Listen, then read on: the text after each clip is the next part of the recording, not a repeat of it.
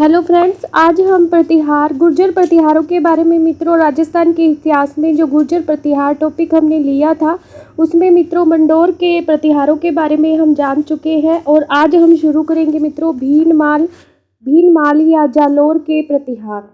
भीनमाल या जालोर के प्रतिहार। मित्रों भीनमाल या जालोर जो प्रतिहारों की शाखा थी उसका जो संस्थापक था वो था नागभट्ट प्रथम।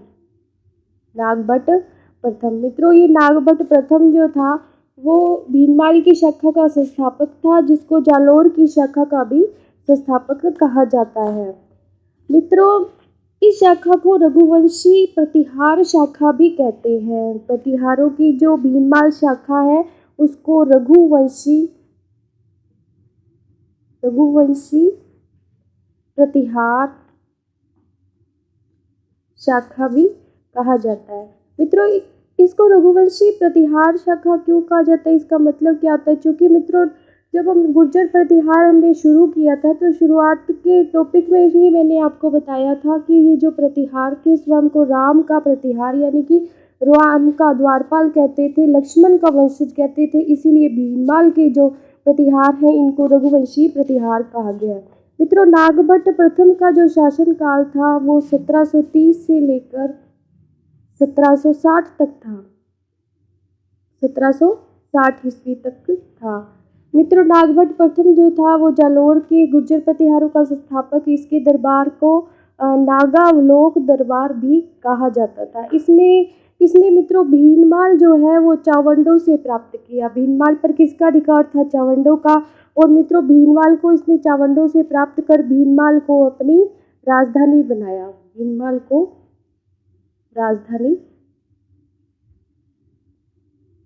बनाया।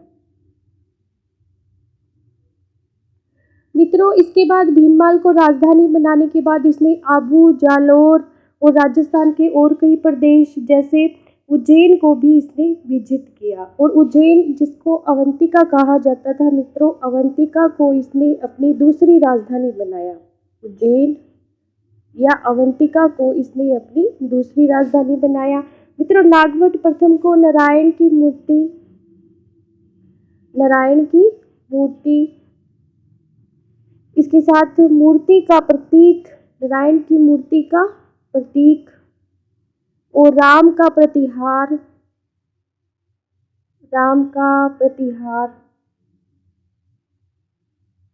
इसके साथ साथ मित्रों क्षत्रिय ब्राह्मण और मित्रों इंद्र के दंभ का नाशक भी कहा जाता था। इंद्र के दंभ का नाशक, ये मित्रों इसकी नागभट्ट प्रथम की ये उपाधियां थी। क्या क्या थी मित्रों? राम का प्रतिहार, नारायण की मूर्ति का प्रतीक, क्षत्रिय ब्राह्मण तथा इंद्र के दंभ का नाशक, ये नागभट्ट प्रथम की उपाधियां थी। मित्रों नागभट्ट प्रथम के समय ये जो सभी राजपूत वंश थे जैसे गुहिल, चौहान, परमार, राठौड़, चंदेल, जितने भी ये राजपूत चालुक्य, ये सभी नागभट्ट प्रथम के सामंत के रूप में कार्य करते थे। सामंत के रूप में कार्य करते थे यानी कि ये सब जो थे इसके अधीन थे। मित्रों राजपूतों को अपने अधीन करके शासन करने वाला ये बहुत ही वीर शासक था प्रतिहार वंश का। और इसके जो ग्वालियर अभिलेख है मित्रों, ग्वालियर अभिलेख की जो रचना है वो भोज के काल में हुई, जिसको प्रतिहार वंश का एक बहुत ही प्रतापी शासक माना जाता है। और इसके काल में जो ग्वालियर अभिलेख लिखा गया उसमें नागभट्ट प्रथम को मलेच्छों का नाशक कहा गया है। मलेच्छों का नाशक। मित्रों यहाँ पर जो मलेच्छ शब्द जो यूज किया गया, मलेच्छ, ये मलेच्छ किसको कहा जाता था? तो मित्रों मलेच्छ कहा जाता था अरबों को। मलेच्छा किसे कहा जाता था मित्रों?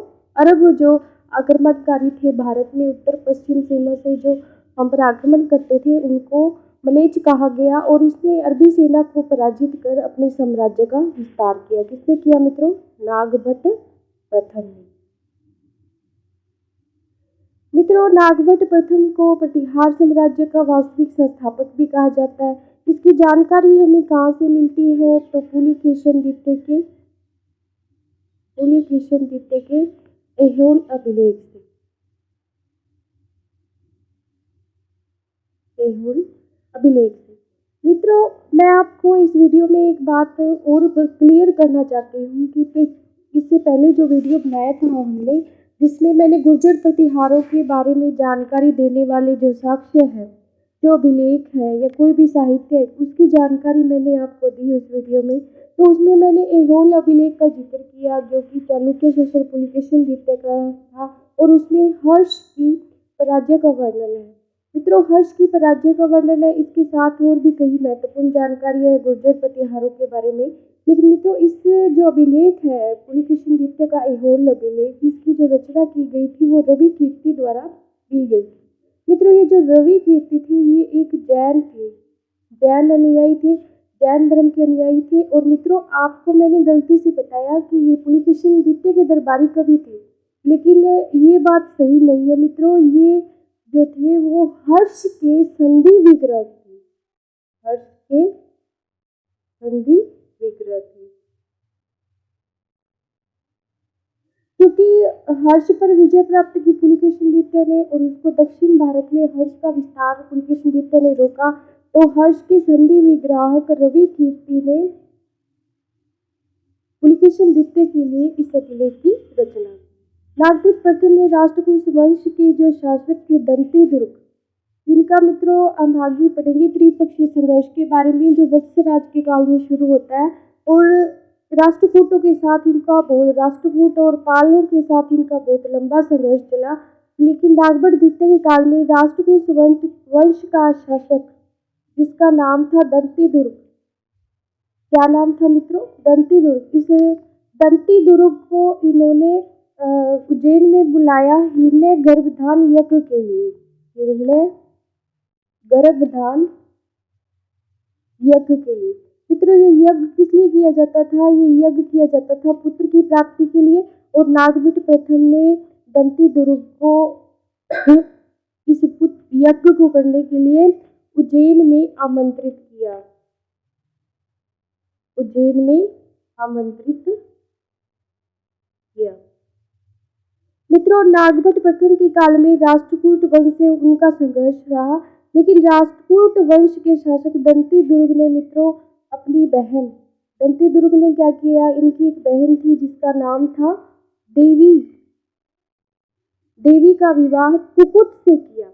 मित्रों, कुकुत जो नाम मिलता है हमें, कुकुत, ये गुर्जर प्रतिहारों की मंडोर शाखा में भी हमें मिलता है। लेकिन यहाँ पर जो कुकुत है मित्रों, ये नागभट्ट प्रथम का पुत्र है, नागभट्ट प्रथम का पुत्र है।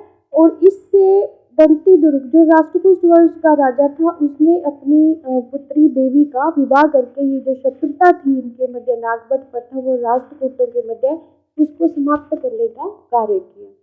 मित्रों, अगली वीडियो में हम कुकुट के बारे में जानेंगे, लेकिन मेरी आपसे रिक्वेस्ट रहेगी कि मेरे चैनल को लाइक, सब्सक्राइब और शेयर करें। मित्रों, आज की वीडियो में इतना ही। धन्यवाद।